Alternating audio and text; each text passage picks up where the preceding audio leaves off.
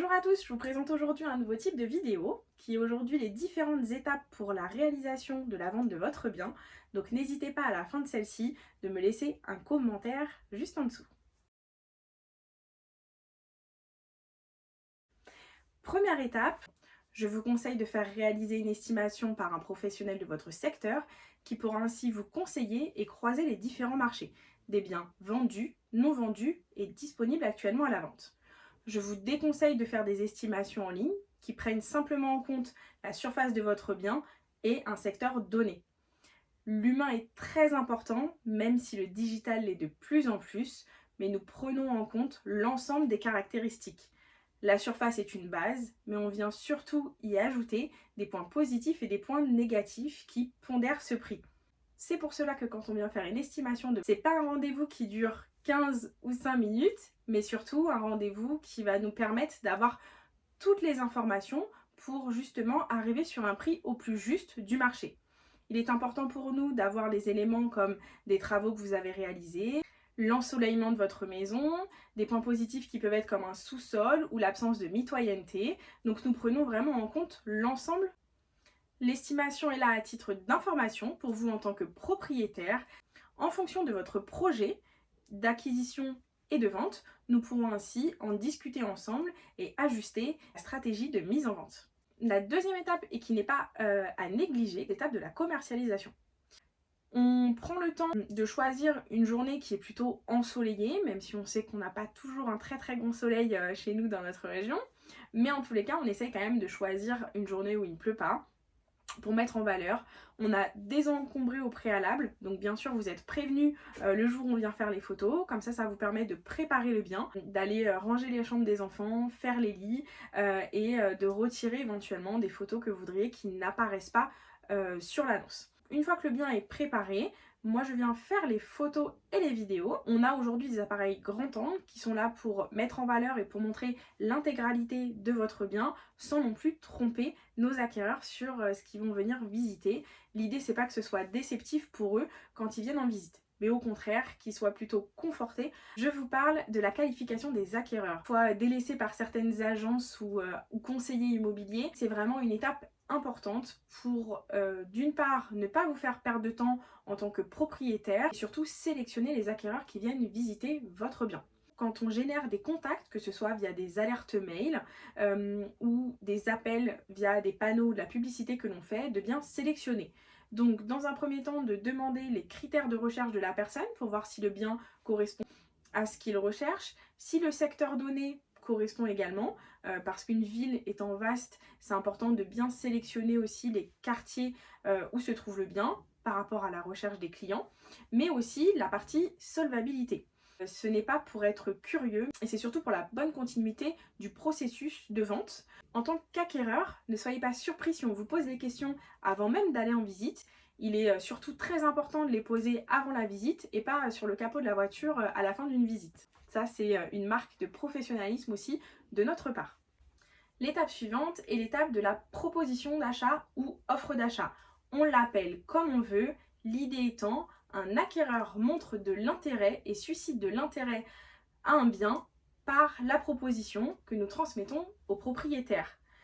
C'est toujours important d'avoir une proposition écrite et de ne pas traiter une proposition orale qui permet d'engager les parties.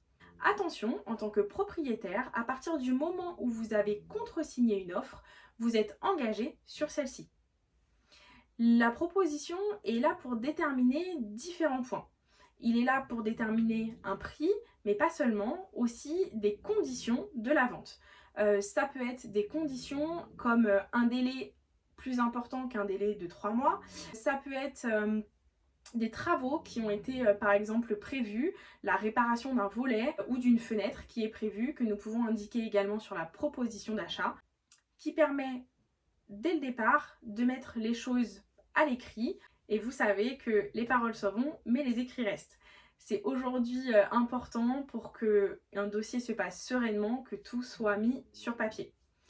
Il faut savoir que le notaire demande systématiquement la proposition d'achat pour la constitution du dossier et la préparation du compromis de vente. Transmettons la proposition au propriétaire. Il a le droit de la confirmer, de la refuser, mais également de faire une contre-proposition. Une fois que nous nous sommes mis d'accord sur les conditions et sur le prix, nous pouvons ainsi organiser le dossier de vente et la signature chez le notaire. Une fois que toutes les étapes sont passées, nous allons pouvoir passer à la signature du compromis. Le compromis de vente est l'étape qui engage propriétaire et acquéreur de façon contractuelle. Ne vous inquiétez pas, je suis là pour gérer toute la partie administrative de la signature du compromis jusqu'à la signature de l'acte authentique. Vous ne gérez pas cette partie-là, je suis là pour ça. Une fois que j'ai récupéré l'ensemble des éléments en amont au moment du mandat que nous avons signé ensemble, je transmets les éléments au notaire, constitue le dossier et gère tout le long jusqu'au suivi du dossier et de la vente. Petit rappel, certains documents comme le pré-état daté sont payants, donc pensez à vous rapprocher de votre syndic pour connaître les montants et ne pas être pris au dépourvu à la dernière minute. À titre d'information, le jour où nous signons le compromis, en tant que propriétaire, vous êtes engagé et ne pouvez pas changer d'avis. Par contre, en tant qu'acquéreur, vous avez au jour de la signature du compromis 11 jours pour changer d'avis sur votre acquisition. Et si finalement vous avez la mutation de vos rêves qui arrive, vous avez la possibilité de vous rétracter sans raison particulière. L'attente peut commencer pour vous en tant que propriétaire. Le travail commence pour vous en tant qu'acquéreur sur la partie financement. Je vous parle maintenant de la dernière étape, qui est l'étape de l'acte authentique, qui est la concrétisation des projets de chacun. C'est le jour où nous faisons les relevés de compteur et une visite pour vérifier que le bien est vide, que vous pouvez en prendre possession. Et nous allons signer l'acte authentique chez le notaire. C'est un rendez-vous qui est généralement un petit peu plus court que le compromis, où effectivement se passe la passation des clés. En tant que propriétaire, vous continuez votre chemin et vos projets, et en tant qu'acquéreur, vous pouvez prendre possession de votre bien. Les acquéreurs me disent souvent qu'ils ne réalisent pas qu'ils deviennent propriétaires et je vous rassure, c'est la même chose pour tout le monde. Vous le réalisez au fur et à mesure, une fois que vous avez mis aussi votre touche personnelle dans le bien que vous achetez. Et donc n'hésitez pas à m'appeler quelques temps après quand vous êtes installé. C'est toujours un plaisir pour moi de découvrir les maisons ou les appartements une fois que vous en avez pris possession et de savoir un petit peu ce que vous avez pensé et comment vous avez ressenti votre acquisition ou votre vente. Je vous dis à très bientôt pour de nouvelles vidéos.